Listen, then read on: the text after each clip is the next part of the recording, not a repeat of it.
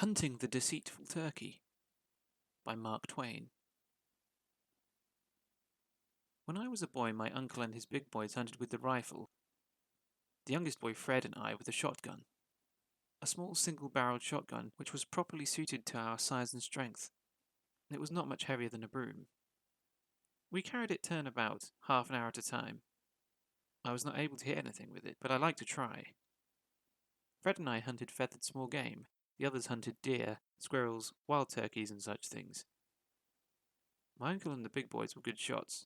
They killed hawks and wild geese and such like on the wing, and they didn't wound or kill squirrels, they stunned them. When the dogs treed a squirrel, the squirrel would scamper aloft and run out on a limb and flatten himself along it, hoping to make himself invisible in that way, and not quite succeeding. You could see his wee little ears sticking up. You couldn't see his nose, but you knew where it was.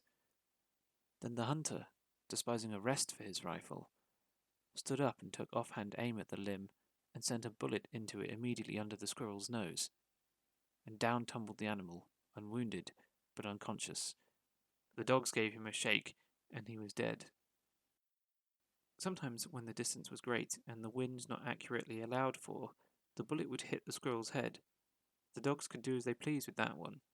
The hunter's pride was hurt, and he wouldn't allow it to go into the game bag.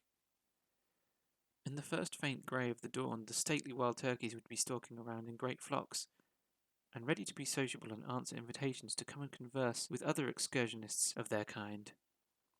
The hunter concealed himself and imitated the turkey call by sucking the air through the leg bone of a turkey which had previously answered a call like that, and lived only just long enough to regret it. There is nothing that furnishes a perfect key call except that bone, another of nature's treacheries, you see. She is full of them. Half the time she doesn't know which she likes best, to betray her child or protect it. In the case of the turkey, she's badly mixed.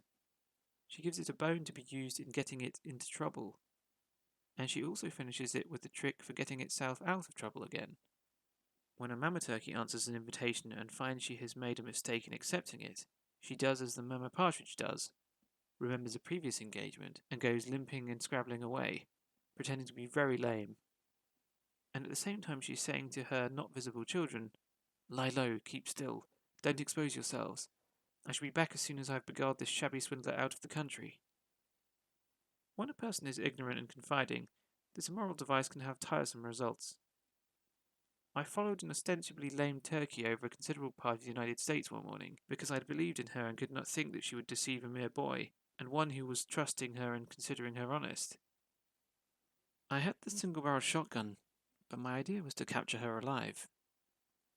I often got within rushing distance of her, and then made my rush, but always, just as I made my final plunge and put my hand down where her back had been, it wasn't there.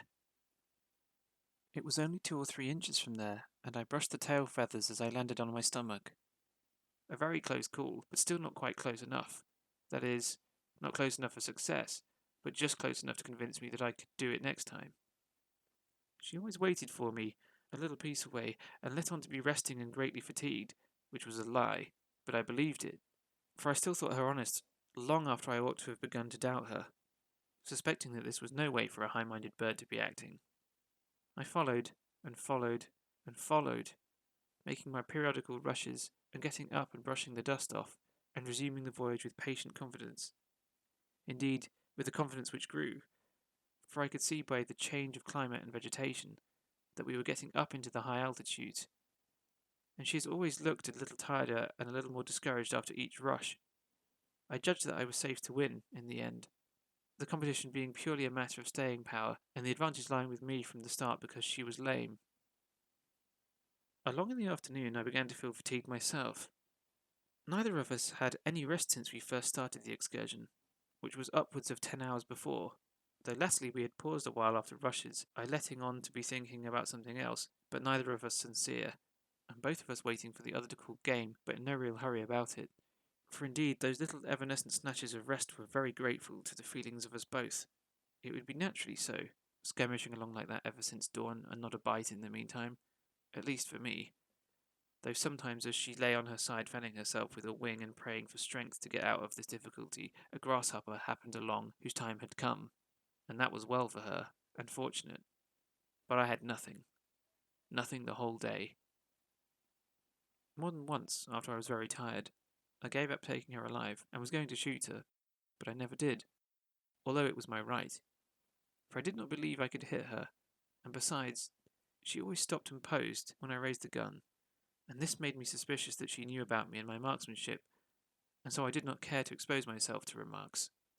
I did not get her at all. When she got tired of the game at last, she rose from almost under my hand and flew aloft with the rush and whir of a shell and lit on the highest limb of a great tree and sat down and crossed her legs and smiled down at me and seemed gratified to see me so astonished.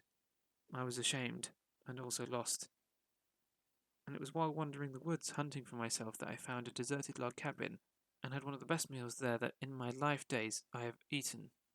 The weed-grown garden was full of ripe tomatoes, and I ate them ravenously, though I had never liked them before. Not more than 2 or 3 times since have I tasted anything that was so delicious as those tomatoes. I surfeited myself with them, and did not taste another one until I was in middle life. I can eat them now, but I do not like the look of them. I suppose we have all experienced the surfeit at one time or another. Once, in stress of circumstances, I ate part of a barrel of sardines, there being nothing else at hand. But since then, I've always been able to get along without sardines.